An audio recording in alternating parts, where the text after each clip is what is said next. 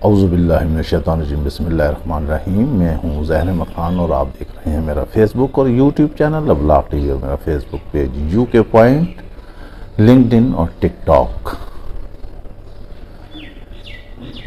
कल रात गए जो वाक़या दरपेश आया और जो छापा मारा गया पीटीआई के जो ऑफिस था उनका मेन मरकज़ी ऑफिस, और वहाँ से काफ़ी गिरफ़्तारियाँ हुई और रात गए जो है अपोजिशन लीडर उमर अयूब इस्लामाबाद के थाना वुमेन स्टेशन पहुँचे और अपनी जो ख़वातीन वहाँ से गिरफ़्तार कर ली गई थी उन्हें तलाश करते रहे।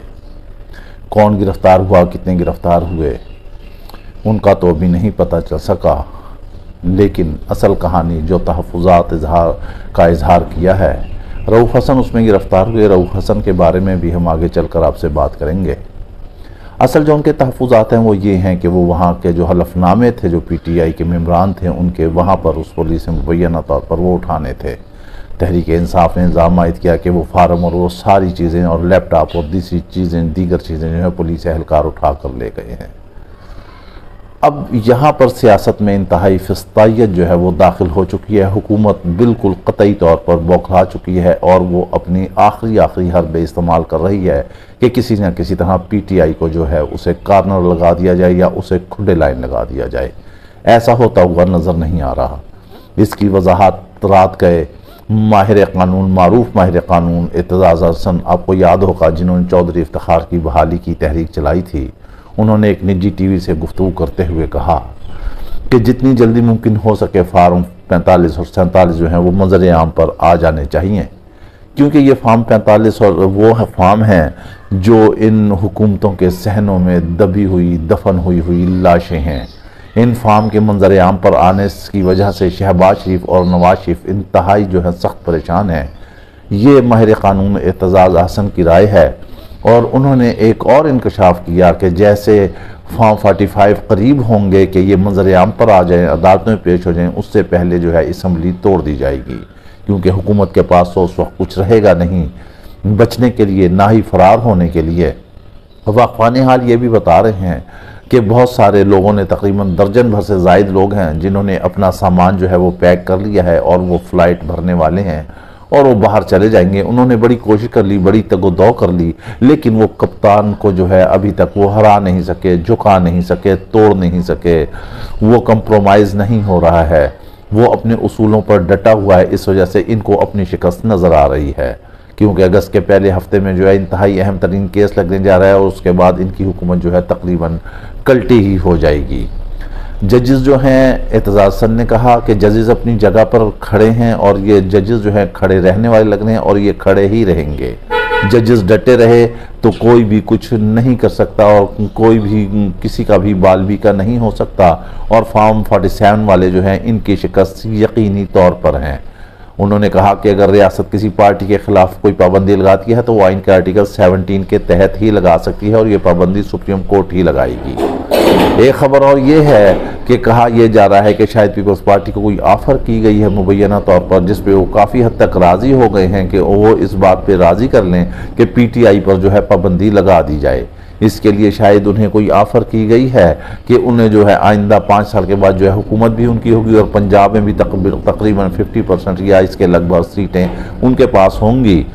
और कहा यह जा रहा है कि बैनुसतूर मुबैना तौर पर जरदारी इस बात के हवाले से जो है वो राज़ी भी हो चुके हैं। लेकिन पीपल्स पार्टी की ऐसी तारीख नहीं है। भुट्टो और बेनज़ीर को देखा जाए तो जमहूरियत नवाज वो लोग रहे हैं, इस सियासी पार्टियों पर पाबंदियों के हक़ में नहीं है, अभी तक तो नहीं है। लेकिन फिर भी हुक्मरानी ऐसी चीज़ है कि everything is fair in love and वार, प्यार मोहब्बत में सब कुछ जायज़ होता है। लेकिन शायद इन्हें ये भूल गया है कि ये इतने सतरे बहतरे हो चुके हैं, ये कब तक आखिर इस दुनिया के जो हैं वो सारे गुनाह समेटते ही रहेंगे, कब तक हुक्मरानी करेंगे। आखिर आगे की तरफ भी जाना है और ये सारा कुछ यहीं रह जाना है, मगर हुक्मरानी का लस्ट और लालच और इक़्तिदार की हविस इतनी है कि वो इनको पागल किए दे रही है कि ये कुछ ना कुछ कर लें। नवाज शरीफ को देखें, अब वो अपोजिशन का किरदार अदा कर रहे हैं। वो आते हैं तो कहते हैं बिजली महंगी है, ये महंगी है। भाई वफाक में भी आपकी हुकूमत है, पंजाब में भी आपकी हुकूमत है, असम्बली भी आपके पास है, वज़ीर आज़म भी आपके पास है, तो फिर रोना धोना किस बात का है? जाकर अमल कराएं, अमल करें। लेकिन शायद उन्हें वो वज़ारत उज़्मा की सीट जो है वो तंग किए जा रही है कि भाई तो उनका वज़ीर आज़म बन गया लेकिन वो नहीं बने। मरियम नवाज जो हैं वो बड़ा ज़ोर लगाती हैं कि रोटी रोटी रोटी, आटा सस्ता गंदम सस्ता, लेकिन तंदूरों पर रोटी का वही हिसाब है, उतनी ही महंगाई है। अब हम बात करते हैं कि रऊफ़ हसन के हवाले से, कि हम बाद में आपको इस बारे में बताएंगे। रऊफ़ हसन पर इल्ज़ामात हैं कि उन्होंने जो हैं कुछ फहरिस्तें दी हैं, कुछ लिस्टें दी हैं, जिसकी वजह से ये गिरफ्तारियाँ हुई हैं। अब उनके बैकग्राउंड पे क्या है, ये इल्ज़ामात हैं, ये तो वक्त आने पर ही पता चलेगा कि अगर ये साबित हो जाते हैं। वैसे यहाँ कुछ भी बईद हो सकता है, क्योंकि पहले ही इमरान खान को तहफ़्फ़ुज़ात हैं कि कुछ लोग ऐसे हैं जो इस्टेब्लिशमेंट के उनकी पार्टी में मौजूद हैं, गद्दार हैं, जो आगे पीछे की रिपोर्टें आगे पीछे पहुँचाते रहते हैं। बहरहाल अगर ऐसा हुआ है मुबैना तौर पे तो बहुत बुरा हुआ है, और इसके नताइज भी सामने नज़र आ जाएंगे, क्योंकि असल वोटर जो है वो अवाम है और नौजवान नस्ल जो है इमरान खान के साथ है। आज PTI ने अहम तरीन फैसला किया है कि वो 3 बजे जो है पार्लियामेंट हाउस के सामने जो है अलामती भूख हड़ताल करेंगे।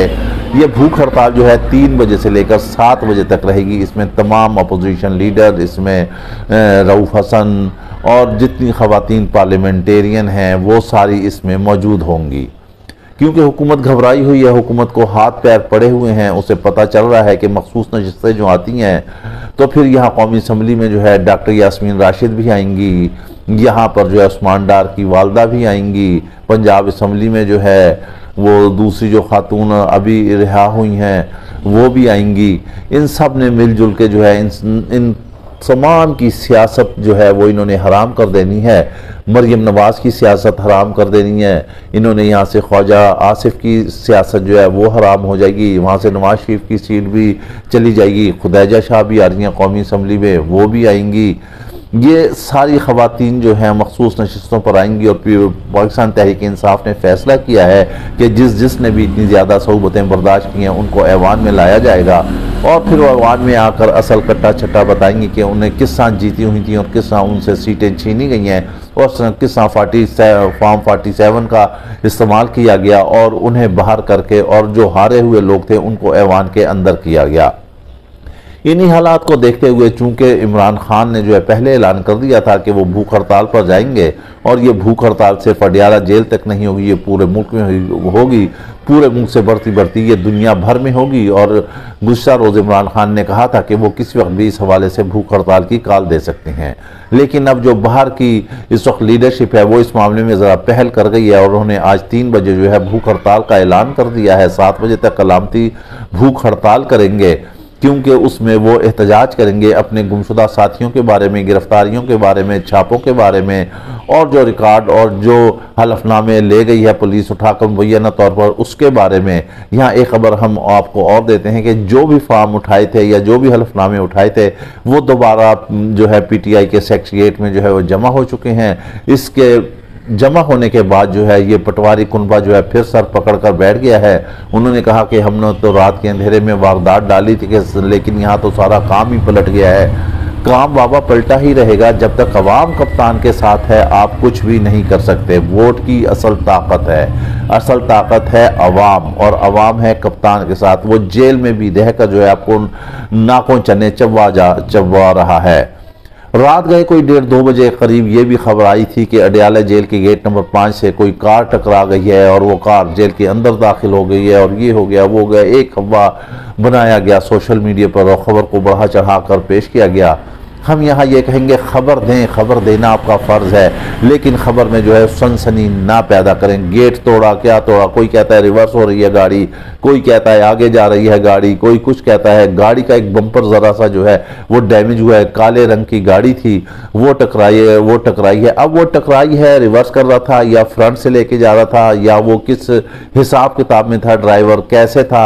इस तरह तो होता नहीं है कि सिर्फ ज़रा सा बम्पर हिले, टक्कर लगे और वो कर दे। जब अगर किसी ने गाड़ी मारनी है और किसी ने गेट तोड़ना है, पहले तो एक चीज़ की हम आपको वजाहत कर देते हैं कि एक होता है बैरियर और एक होता है गेट। जो है ना जेल का गेट जिसको कहते हैं ड्योड़ी, उससे आप बड़ा सा ट्रक भी जाके डंपर भी टकरा देना तो वो इतना आसानी से टूटने वाला नहीं है। अब दूसरी बात आ जाती है कि बैरियर जो इधर उधर अडियाला जेल के दाएं बाएं लगे हैं हिफाजती इक़दामात के तहत, तो वो बैरियर इतने मजबूत नहीं होते हैं। यकीनी तौर पर उससे कार क्या कोई रक्षा या मोटरसाइकिल भी टकराए तो शायद वो इधर से उधर हो जाएगा और वो आगे तक चला जाएगा। क्या उस कार में से कोई चीज़ें बरामद हुई हैं? खुदा न खासा कोई बारूदी मवाद बरामद हुआ है, कोई कागजात बरामद हुए हैं, कोई और चीज़ बरामद हुई है, या जो मुलजिम पकड़ा था उसने तफ्तीश के दौरान कुछ अपने मोटिव्स बयान किए हैं कि वो कहाँ तक कैसे पहुँचना चाहता था। एक ऐसे सेंसेशनल न्यूज़ कर देना, कप्तान का हिफाजत जो है इंशाअल्लाह ताला अल्लाह ताला ने ली हुई है और वो उसकी हिफाजत कर रहा है। बंदों के मारने से कोई बंदा नहीं मरता। और दूसरी एक बात है, ये ईमान है, ये इस्लाम है, हमारा एतकाद है, पक्का ईमान है कि जो रात कब्र के अंदर है वो कब्र के बाहर कभी भी नहीं आ सकती। बंदा चाहे 100 जतन करता रहे, कोई किसी को नहीं मार सकता। इसकी मिसाल आप देख लें, अभी ट्रंप के सामने है कि ट्रंप तकरीर कर रहे थे, उस शूटर ने उनका निशाना लिया। सोशल मीडिया पे उनकी तस्वीर देख सकते हैं कि बिल्कुल इस जगह का निशाना है और वो क्लियर है जब वो फायर कर रहा है। लेकिन चूंकि अल्लाह ने बचाना था, अभी उसकी ज़िंदगी थी, अभी उसने इस दुनिया में रहना था, तो वो तकरीर करते करते ऐसे ऐसे वो सर हिला रहा था। जब वो फायर हुआ तो सर ऐसे हुआ, उसका निशाना गलत हुआ और वो कान को छूती हुई गोली गुजर गई। तो इस वजह से कहते हैं कि मारने वाले से बचाने वाला जो है वो बड़ा कारसाज है। आप इमरान खान को जितना मर्जी मारें, लेकिन नहीं, अल्लाह ताला ने जो उससे काम लेने हैं, जितनी ज़िंदगी है उसकी, जितना रिस्क है वो उसने पूरा करना है। हाँ, अलबत्ता आप अपने गुनाह जो है अपने आप बढ़ा रहे हैं। होना ये चाहिए कि ज़ुबान खल्क़ को नक्कार खुदा समझें। जब अवाम चाहती है इमरान खान को, तो इमरान खान के साथ आप उसी तरह पेश आएँ। झूठे सच्चे केसों से कुछ भी नहीं होगा। जितने मर्जी बना लें और केस बना लें और केस बना लें, जो मर्जी बना लें। और जब कप्तान ने ये दे दी भूख हड़ताल की कहा, तो उस वक्त आपसे मुल्क संभालना मुश्किल हो जाएगा। ये मुल्की सतह पर नहीं, बैनुल अक़वामी सतह पर होगा। बहुत बड़ा प्रेशर आने वाला है। अगस्त में हमने आपको बताया है कि अहम तरीन तब्दीली आएगी, और सितंबर हम आपको पहले बता चुके हैं कि ये जो है हुकूमत पर सितमगर बन के टूटेगा। और अक्टूबर नवंबर के बाद हालात जो है बहुत तेज़ी से चेंज होते हुए नजर आएंगे और ये फंसी बटेरे भागते हुए नजर आएंगे। लेकिन आखिर में हम आपको ये बता देते हैं कि शायद इस दफ़ा इनको ना जाने दिया जाए, क्योंकि सयाद जो है वो अपने ही शिकंजे में, अपने ही जाल में खुद आकर फंस चुका है और ये पाबंद सलासल होंगे और इन्हें फिर मुकदमात का सामना करना पड़ेगा। इनके नाम ECL लिस्ट में होंगे और एयरपोर्ट से वापस होंगे और इसी तरह गिरफ्तार होकर जेल में जाएंगे और फिर ये चीखेंगे। लिहाजा PTI भी कह रही है कि इतना जुल्म करें जितना आप बर्दाश्त कर सकें। इसके साथ ही आप हमें इजाज़त दीजिए। अपना ख्याल रखिएगा। वीलॉग पसंद आए तो लाजमी लाइक और शेयर कीजिएगा। अल्लाह हाफिज़।